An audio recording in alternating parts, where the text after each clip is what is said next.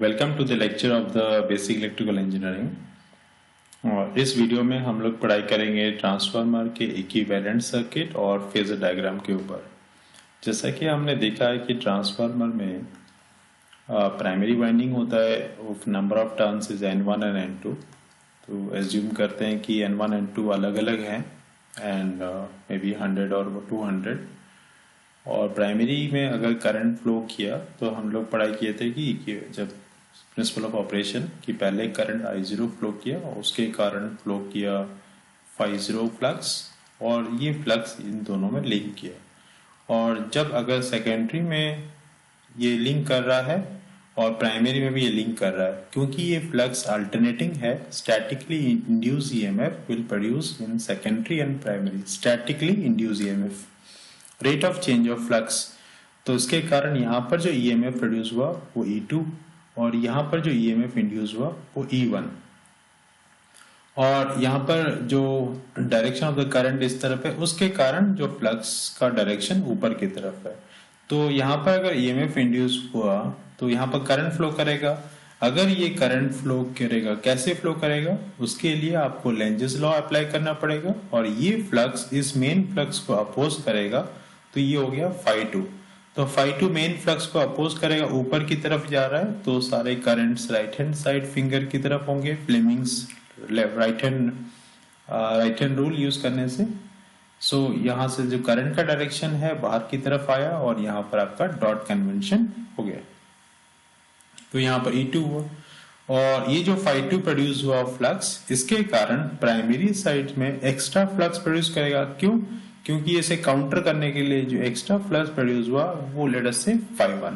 तो φ1 जो होगा वो कोशिश करेगा कि φ2 को पूरा कैंसिल करने में। तो जो φ0 जो फ्लक्स है वो कंटिन्यूअसली फ्लो करता रहेगा और इस φ0 फ्लक्स को भी बोलते हैं mutual flux, which is constant even it is loaded or it is unloaded। तो जब हमारा लोड यहाँ पर लग गया तो लोड के अक्रॉस में जो वोल्टेज होगा वो होगा V2, जैसे प्राइमरी वोल्टेज हो गया V1। तो इनपुट में जो करंट है वो अभी सेकेंडरी में जब I2 करंट फ्लो किया तो इनपुट में एक्स्ट्रा करंट I1 और V फ्लो किया, जो कि इतना फ्लो करेगा ताकि मैग्नेटोमोटिव फोर्स सेकेंडरी में कितना होगा N2 इंटू I2 और प्राइमरी में क्या होगा N1 इंटू I1। ये दोनों समान होने चाहिए। जो I0 है वो है नो लोड करंट, तो हम इक्विवेलेंट सर्किट से उसे दिखा सकते हैं कि ये कहां से फ्लो करेगा। यहाँ पर सर्किट में लग रहा है जैसे दोनों तरफ से मैग्नेटोमोटिव फोर्स है, तो I0 भी हम N1 इंटू I0 भी एक मैग्नेटोमोटिव फोर्स है जो कि यूज हो जाता है इसके इंटरनल लॉस को मेकअप करने के लिए, क्योंकि दोनों तरफ से कॉइल है और इसको आयरन कोर भी है, तो उन सब लॉस को कंपेंसेट करने के लिए ये मैग्नेटोमोटिव फोर्स यूज हो जाता है। तो I1 उतना ही फ्लो करेगा ताकि मैग्नेटोमोटिव फोर्स इसको बैलेंस कर सके। N1 into I1 is equal to N2 into I2। इससे हमको बहुत सारे रिलेशन में मिल जाते हैं। यहाँ पर I1 RMS value of the small I1 है, यहाँ I2 RMS value of the small I2 है। तो इससे हमको N1 बाय N2 का से रिलेशन मिल जाता है। यहाँ पर I2 बाय I1, अगर I1 मालूम है तो I2 भी यहाँ से निकल जाएगा। तो ये फॉर्मूला याद रखने की जरूरत है, अगर N1 I1 is equal to N2 I2। तो जो EMF इंड्यूस हुआ उसको हम कैसे रिलेशन में लिखेंगे? पहले एज्यूम करते हैं कि यहाँ जो फ्लक्स है उसी को रेफरेंस लेते हैं कि फ्लक्स है वो रेफरेंस है फाई। हम यहाँ पर φ1 φ2 या φ0 कुछ देते नहीं है और that flux is equal to φm maximum value of the flux into sine of omega t। तो इससे हम अगर हम EMF इंड्यूस निकालते हैं तो यहाँ पर EMF it is equal to minus n d∅dt। तो इससे हमको मिलता है minus n φm sine omega का डेरिवेटिव होगा omega into cos of omega T. तो इस टर्म को हम लिख सकते हैं n omega φm minus term को अगर हम अंदर की तरफ लें तो ये होगा कॉस ओमेगा टी माइनस 180 और प्लस 180 दोनों चलेगा। तो अगर हम इसको कॉस को साइन कंपोनेंट में करें ताकि सब साइन कंपोनेंट में हो तो omega N phi M, omega को पहले लिख दिया थोड़ा सा इजी होगा तो इसको हम साइन ओमेगा टी माइनस 180 जो भी टर्म लिखा है उसके साथ 90 डिग्री ऐड कर देंगे। ये हम ट्रिग्नोमेट्री में पहले पढ़ चुके हैं। तो ये आपका जो इंस्टैटिनियस वैल्यू है E वो हो गया आपका ओमेगा, ओमेगा को हम लिख सकते हैं 2 pi f capital N pi m sine of omega t minus 180 plus 90 that is minus 90। ये हमारा हो गया स्मॉल इंस्टैंटेनियस वैल्यू का फॉर्मूला। तो इस स्मॉल ई से हमको ये जो टर्म है बीच में, ये टर्म क्या रिप्रेजेंट करता है? Peak value. तो यहां पर हम लिख सकते हैं कि E M the maximum value is equal to 2 pi F N phi M. और क्या मालूम पड़ा? इसका जो ये लैग करता है फ्लक्स से bye angle 90 degree.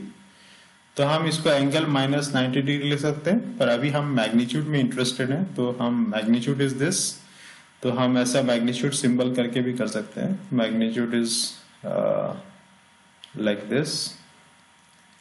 And also हम ये भी लिख सकते हैं कि इसका जो आरएमएस वैल्यू है वो E मैक्स बाय रूट 2 होता है।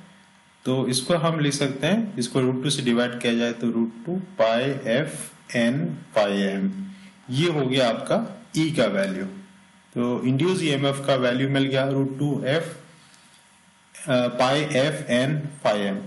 ये करने का सिर्फ इतना ही सा ऑब्जेक्टिव है आपके फर्स्ट ईयर लेवल में कि इससे हम E अगर हम इसको नॉर्मलाइज करते हैं E is equal to root 2 constant है, पाई भी कांस्टेंट है, तो इंड्यूस ईएमएफ प्रोपोर्शनल होता है फ्रीक्वेंसी, इनपुट फ्रीक्वेंसी के ऊपर। अगर फ्रीक्वेंसी बढ़ेगा तो इंड्यूस ईएमएफ बढ़ेगा, अगर नंबर ऑफ टर्न्स बढ़ेगा तो इंड्यूस ईएमएफ बढ़ेगा, और फ्लक्स फाई एम कांस्टेंट होता है, म्यूचुअल फ्लक्स भी कांस्टेंट होता है।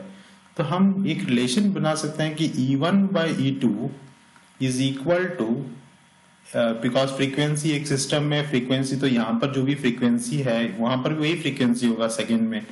तो ये सारे टर्म्स कांस्टेंट होने से सिर्फ N1 बाई N2 अलग अलग टर्म हो जाते हैं। तो इससे हमको एक रिलेशन मिल जाता है E1 by E2 is equal to N1 by N2 and N1 I1 is equal to N2 I2।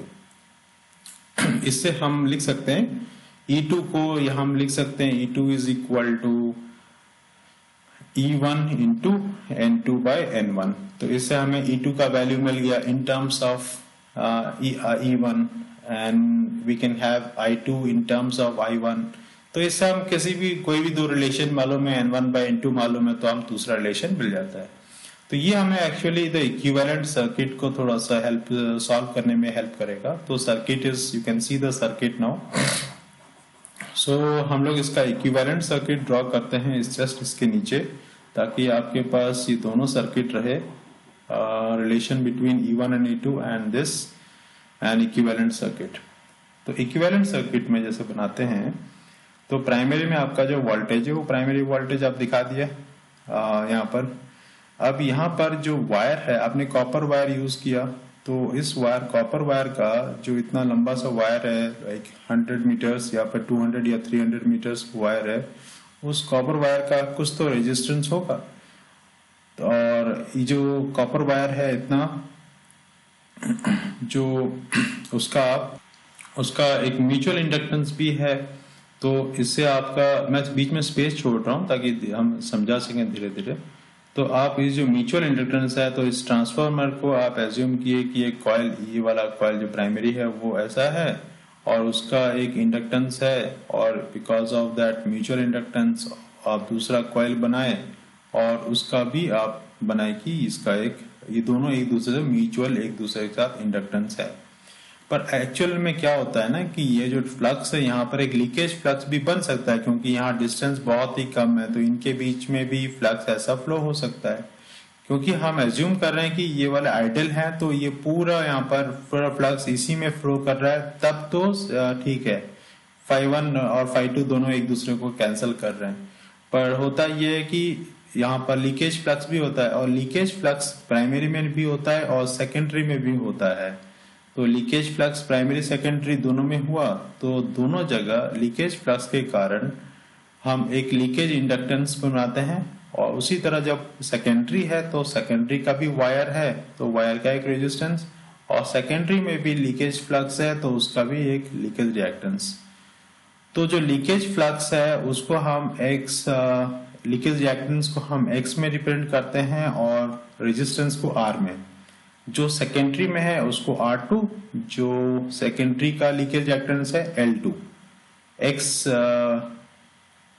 L2 और X2 you can write like this, तो X2, और जो प्राइमरी है उसको R1 और प्राइमरी का जो लीकेज रिएक्टेंस है X1, स्मॉल x1। यहाँ पर आपका जो सप्लाई वोल्टेज है V1 और जो ट्रांसफार्मर का जो प्राइमरी वाइंडिंग है यहाँ पर आपका जो इंड्यूस ईएमएफ है अब E1। तो यहाँ पर सारे टर्म्स आरएमएस वैल्यू में लिखा जाता है क्योंकि आप जब कैलकुलेशन करते हो एसी सर्किट में तो सारे टर्म्स यहाँ पर आरएमएस टर्म में लिखा जाता है। तो यहाँ पर आप V1 सप्लाई वोल्टेज दिए, E1 आरएमएस वोल्टेज इस तरफ, E2 यहाँ पर जो वोल्टेज सेकेंडरी में इंड्यूस हुआ, और इसके बाद V2 जो कि लोड के अक्रॉस में है। तो यहाँ पर आप लोड रिप्रेजेंट कर सकते हो, लोड रिप्रेजेंट करके then load can be a Z, it can be a combination of R and X, तो ये जेड हो गया। अभी आपका इक्विवेलेंट सर्किट यहाँ तक सही है। अब इसके बाद कुछ और भी ऐड होने हैं।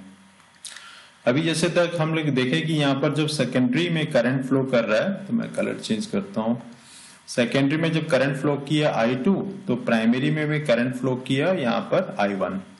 तो ये जो I1 और यहाँ पर N1/N2 ये रिलेशन है। तो यहाँ पर I1 यहाँ से जाएगा तो यहाँ पर डॉट भी आपको लगाना है यहाँ पर उस हिसाब से जहाँ पर डॉट है। तो I1N1 is equal to I2N2। अभी ये जो I0 टर्म था वो कहाँ पर है, जो हम बात कर रहे थे कि N1 I0 जो लॉस के लिए होता है, तो यहाँ पर कुछ और भी लॉस होता है जैसे कि हमारा है आयरन लॉस। ये जो आयरन लॉस है उसके बारे में तो हम डिटेल में डिस्कस करेंगे, पर आयरन लॉस को सिर्फ रिप्रेजेंट हम बताते हैं यहाँ पर कि आयरन लॉस को हम रिप्रेजेंट कर सकते हैं एक रेजिस्टर से। रेजिस्टर मतलब जो भी हीटिंग इफेक्ट हो, कहीं पर भी अगर वायर में हीटिंग होता है तो उसके कारण I2R। तो ये जो जिससे हम बनाए हैं आयरन कोर, ये आयरन कोर ये भी गर्म हो जाता है। ट्रांसफार्मर में आप देखते हो कि आयरन कोर गर्म हो जाता है, तो गर्म होता है तो कहीं पर भी लॉस होता होगा, कोई भी I2R वो लॉस होता होगा। तो ये जो गर्म हो रहा है उसका भी होता है, दो टाइप के होते हैं, ईडी करंट लॉस और हिस्टेरेसिस लॉस। तो आयरन लॉस को हम रिप्रेजेंट करते हैं कैपिटल R से, एंड ये वाला जो रेजिस्टेंस इसको हम पैरेलल में लगाते हैं ताकि यहाँ जो करंट जा रहा है वो करंट है आपका I0, और जो टोटल करंट सप्लाई से आ रहा है उसको हम नाम दे सकते हैं सप्लाई करंट और एनीथिंग। तो यहाँ पर आपका जो I1 I2 का रिलेशन इजी हो गया समझने में, और I0 का करंट हो गया, और यहाँ पर आपका I1 plus I0 total current in. और दूसरा एक चीज होता है कि जो हम कॉइल बनाते हैं उसके कारण एक इंडक्टेंस क्रिएट होता है, उस इंडक्टेंस को हम एक इंडक्टर के हिसाब से दिखाएंगे, और फिर ये दोनों पैरेलल में दिखाएंगे, एक रेजिस्टेंस और एक इंडक्टेंस। तो इंडक्टेंस को XM में रिप्रेजेंट किए, म्यूचुअल इंडक्टेंस। तो इन दोनों में के कारण एक म्यूचुअल इंडक्टेंस होता है इन दोनों के बीच में, जो कि हम पिछले वीडियो में पढ़ाई किए थे कि जो EMF इंड्यूस होता है सेकेंडरी में वो प्राइमरी के करंट के कारण होता है, और because of mutual inductance principle. तो उसके कारण जो इंडक्टिव इफेक्ट है उसके कारण XM उसको सिंबल दिया जाता है, और रेजिस्टेंस को R, और यहाँ से जो करंट गया उसको बोलते हैं I0। तो ये आपका करंट I0 यहाँ से फ्लो हुआ, ये हो गया इक्विवेलेंट सर्किट। तो आपका जो एग्जाम पर्पस में होता है वो अप टू इक्विवेलेंट सर्किट, और आपका यहाँ पर फेजर डायग्राम होता है, फेजर डायग्राम नो लोड में। तो यहाँ पर आपका जो फ्लक्स है वो हमने रिप्रेजेंट किया है φm sin omega t as a reference. तो अगर आपका फ्लक्स लाइन यहाँ पर है तो EMF इंड्यूस -90 डिग्री में दिखा रहा है, तो EMF इंड्यूस तो यहाँ पर जो है वो E1 होगा, EMF इंड्यूस इन द 1, तो EMF इंड्यूस इन 1 जो भी होगा और 2 होगा, ये दोनों 90 डिग्री लैग में होगा। E1 E2 समान भी हो सकता है, अगर N1 N2 समान है, नहीं तो ये दोनों लैग करेगा। अब जो V1 का जो रिलेशन है V1 और E1 उसको कैसे निकालेंगे? अगर हम V1 को रेफरेंस लिए होते वहां से भी हम करंट निकाल सकते थे, देन वहां से हम इंड्यूस ईएमएफ भी निकाल सकते हैं, हम लोग उसको भी देख सकते हैं। सपोज अगर हम कोई बोले नहीं सर हम Vm को रेफरेंस लेते हैं, तो V1 is equal to Vm sine omega T. यही वोल्टेज को हम कहाँ दे रहे हैं? हम एक इंडक्टर में दे रहे हैं। अगर हम इस तरह से देखा जाए तो एक्चुअली हम एक इंडक्टर में सप्लाई को दे रहे हैं। तो इस इंडक्टर को एक प्योरली इंडक्टर हम समझ सकते हैं कि ये प्योर इंडक्टर है और JXL नाम दे सकते हैं। The current is flowing like this. तो यहाँ पर जो करंट है हम उसको भी दिखा सकते हैं कि करंट इज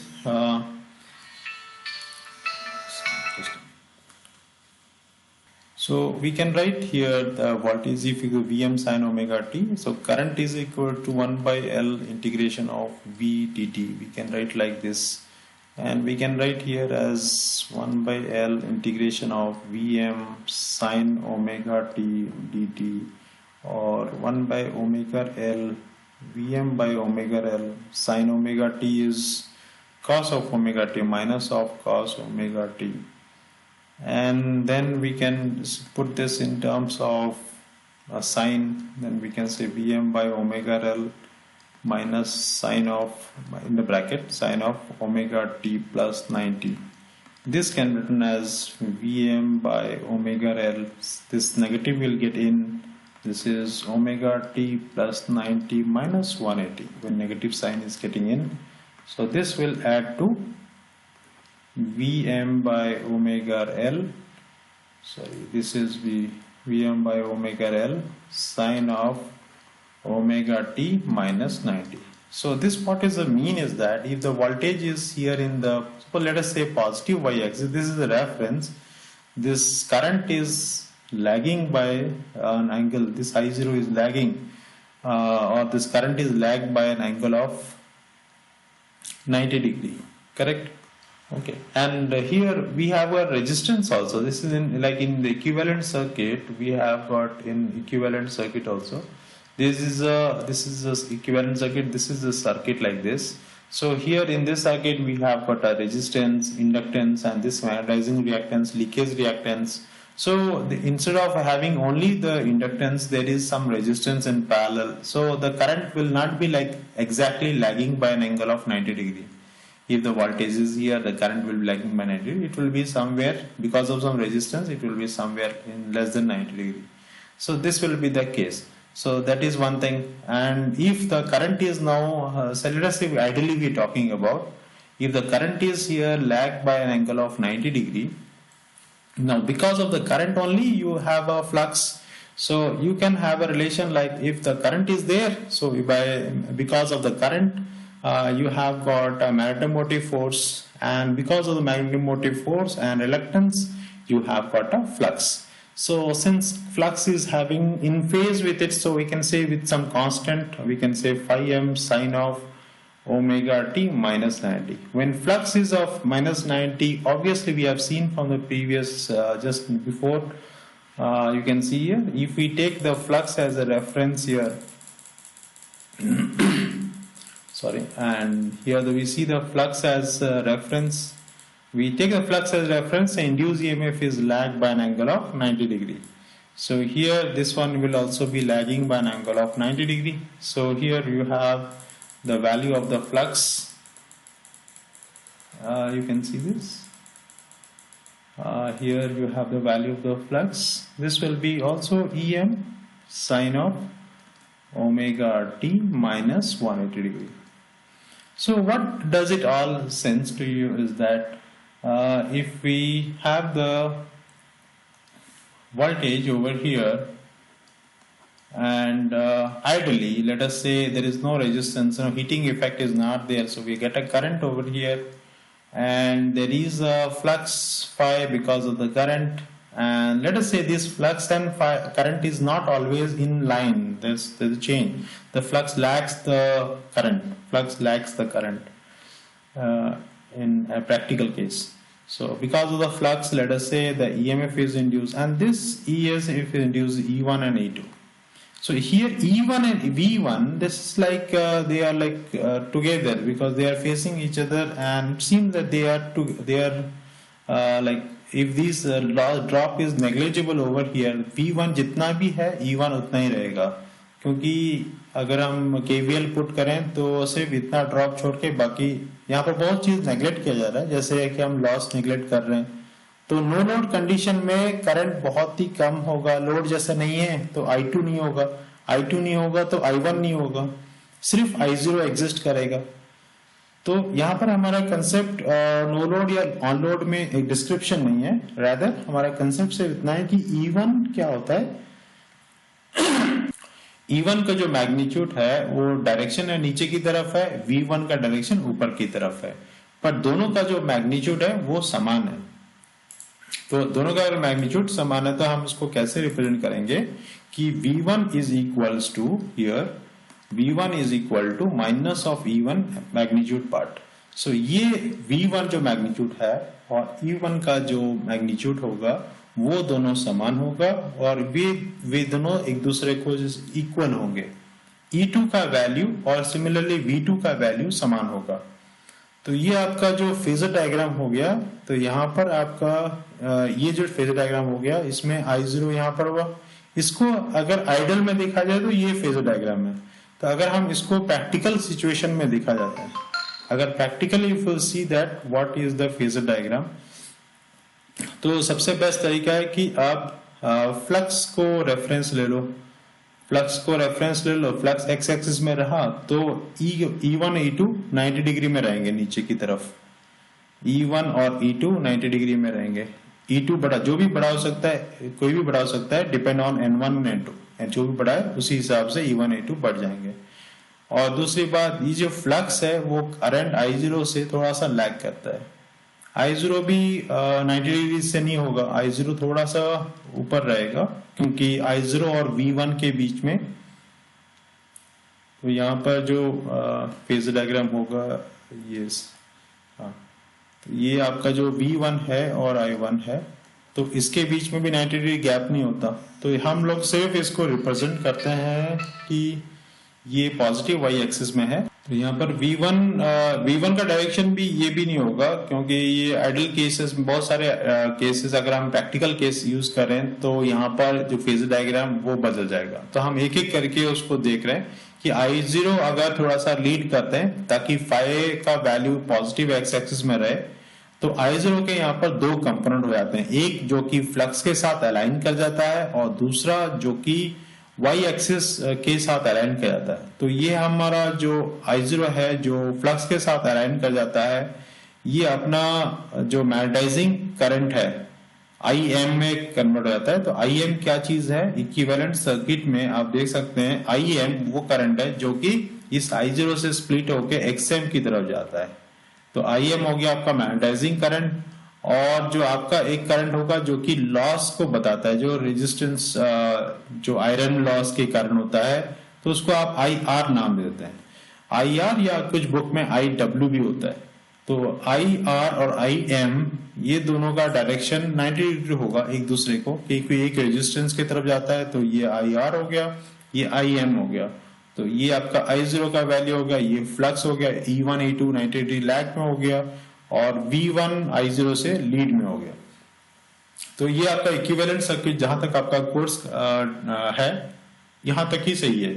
उसके बाद हम लोग इक्विवेलेंट सर्किट भी बना सकते हैं और पूरा taking everything into consideration and also the phasor diagram with taking the reference from the load and, क्योंकि जब भी हम फेजर डायग्राम बनाते हैं तो आपको याद रखिए कि फेजर डायग्राम आप जब भी बनाते हो आप फ्लक्स को भी रेफरेंस ले सकते हो या फिर सेकेंडरी वोल्टेज से यहां से फेजर डायग्राम बनाकर आप प्राइमरी वोल्टेज तक आ सकते हो, जो कि आपके थर्ड सेमेस्टर में पढ़ाया जाएगा।